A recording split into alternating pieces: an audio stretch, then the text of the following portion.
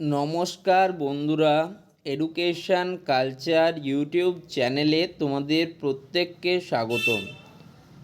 তো তোমরা যারা West Bengal state council for vocational training এবং West Bengal state council of technical and vocational education and skill ডেভেলপমেন্টের আন্ডারে 2025-26 শিক্ষাবর্ষে ডিপ্লোমা ইন ইঞ্জিনিয়ারিং, আইটিআই এবং ভোকেশনালের ক্ষেত্রে অ্যাডমিশান নিচ্ছ বা নিয়েছো, তো তাদের অনেকের একটা প্রশ্ন কিন্তু বারে বারে ঘুরে আসছে যে দাদা আপনি অলরেডি জানেন যে 14, 15 এবং 16 এই 3 দিনকে যা মূলত আইটিআইয়ের ক্ষেত্রে পুনরায় একটা সুযোগ দেওয়া হয়েছে আইটিআইয়ে অ্যাডমিশনের ক্ষেত্রে। এমন অনেক স্টুডেন্ট, পলিটেকনিক স্টুডেন্ট রয়েছে বা জেক্সপো হুগলির স্টুডেন্ট রয়েছে যারা কিন্তু এখনও কলেজ পায়নি। তো তাদেরকে কি আর এরকম কোনো সুযোগ দেওয়া হবে?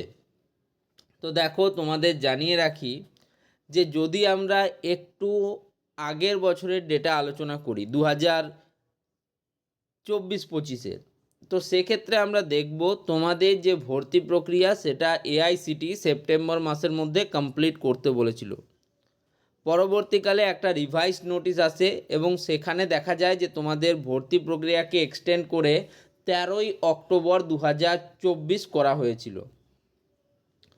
অর্থাৎ পরবর্তীকালে কিন্তু ডেটের একটু এক্সটেনশন হয়েছিল বা রিভাইসড অ্যাকাডেমিক ক্যালেন্ডার পাবলিশ হয়েছিল। এবছর এখনও অবধি কিন্তু তোমাদের যে অ্যাকাডেমিক ক্যালেন্ডার সেটা পাবলিশ হয়নি। 2025-26-এর যে অ্যাকাডেমিক ক্যালেন্ডার সেটা পাবলিশ হয়নি।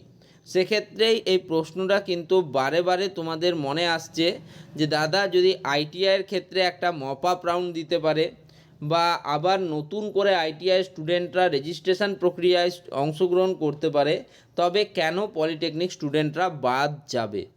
দেখো, এটাখানে বাদ যাওয়া বা হওয়ার কথা হচ্ছে না।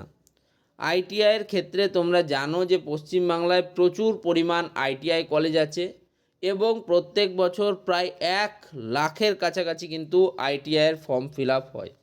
সেক্ষেত্রে আইটিআইয়ের স্টুডেন্টদের জন্য সুযোগটা তুলনামূলকভাবে প্রত্যেকবারেই বেশি থাকে ডিপ্লোমা স্টুডেন্টদের তুলনায়।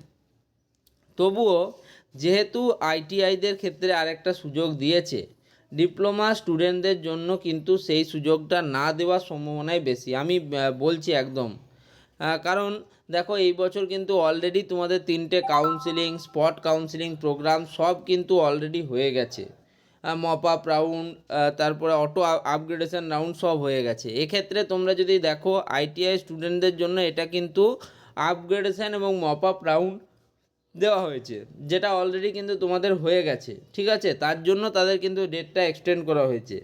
তার মানে বুঝতেই পারছো এক্ষেত্রে ডিপ্লোমাদের আবার নতুন করে কাউন্সিলিং হওয়ার সম্ভাবনা কিন্তু কম। তবুও আমরা সবসময় প্রে করব যাতে আরও একটা কাউন্সিলিং হোক, যাতে স্টুডেন্টরা তাদের নিজেদের জয়েন করতে পারে আবার পলিটেকনিকে। এই ভিডিওটা এখানেই শেষ করছি, ধন্যবাদ।